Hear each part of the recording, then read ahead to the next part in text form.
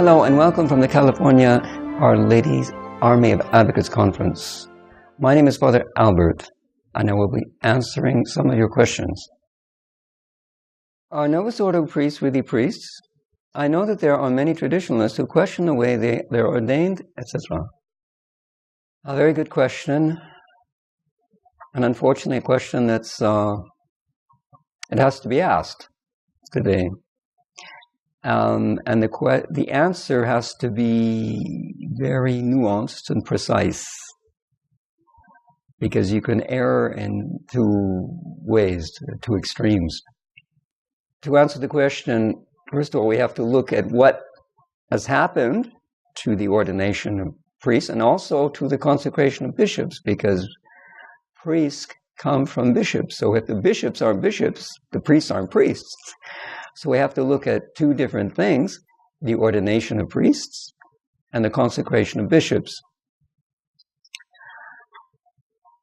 With regard to the ordination of priests, the changes that were made after the Vatican II Council were quite minimal with regard to the essential form of the ceremony. There's only one word that was changed in the form of the sacrament, and so you can't say that the form, because of the form being changed, that the ordination of priests is no longer valid.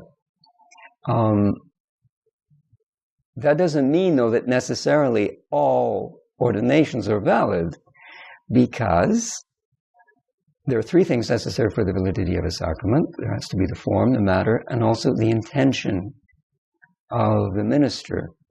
If someone uses form and matter of a sacrament but doesn't have the intention of performing the sacrament as the Church intends, then there's no sacrament. For example, if someone takes water and says the words of baptism over someone, but does it just as a joke, well, the person isn't baptized because the intention was lacking. Now, the problem is, with the changes that have been made since the Council, is that although the form of the sacrament of ordination was not changed, hardly at all, the rest of the ceremony was changed greatly. And so the intention of the minister is no longer as evident, as clear as it was before. Before, you couldn't perform this ceremony sincerely without having the intention that the Church has when she ordains priests, because it was explicitly there in the ceremony. The problem with the new ceremony of ordination is that that's not the case. It's not explicit as it was before. They left out a lot of things that made the intention explicit. So you have to ask the question, does the minister of this sacrament ordination, the bishop, does he really have the intention to do what the Church intends when it ordains priests? So the problem presents itself. You have to look at each case. But you can't say, and this is the other extreme of some other people, is they say, well, all ordinations of priests in Novus Ordo are invalid. No, that's too extreme, because it's not in itself invalid. As I said, they didn't change the form to the point where it'd be invalid. So it's quite possible that they'd be valid. So the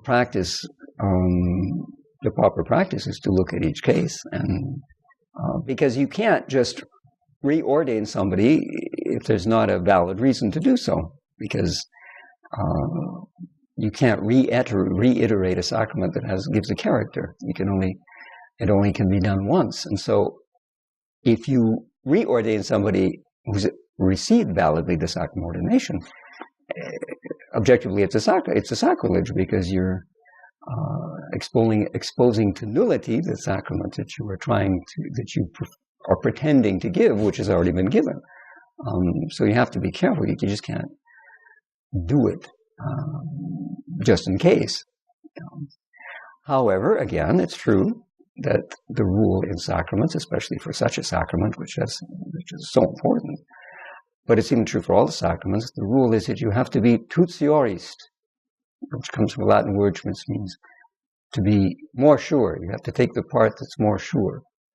So if there is a reasonable doubt, which means there's a doubt that has a reason to be and not just a negative doubt, then the policy is to reordain someone to be sure that they are, if there is a reasonable doubt that they aren't ordained.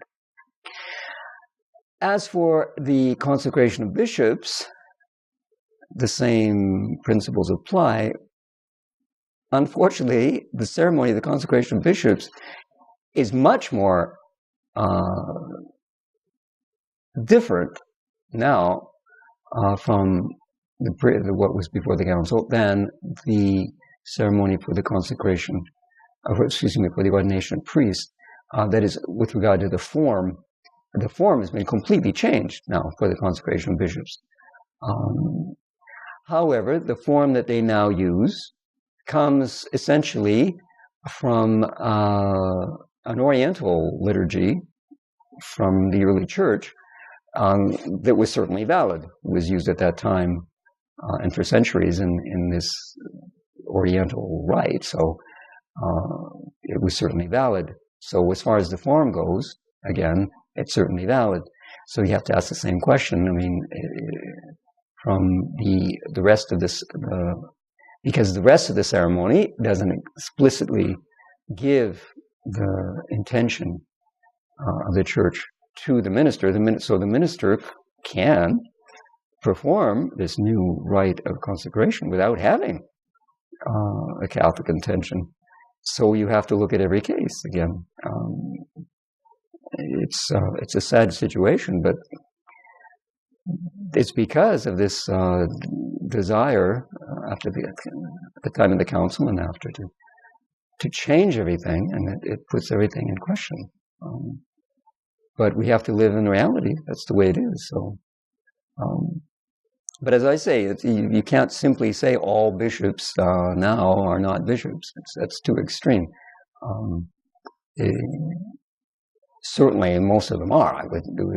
Because it would seem incompatible even with the trinity of the church that all the bishops no longer be bishops. I mean, where's the church then? But there's no doubt some cases where you can legitimately doubt that that's the case, unfortunately.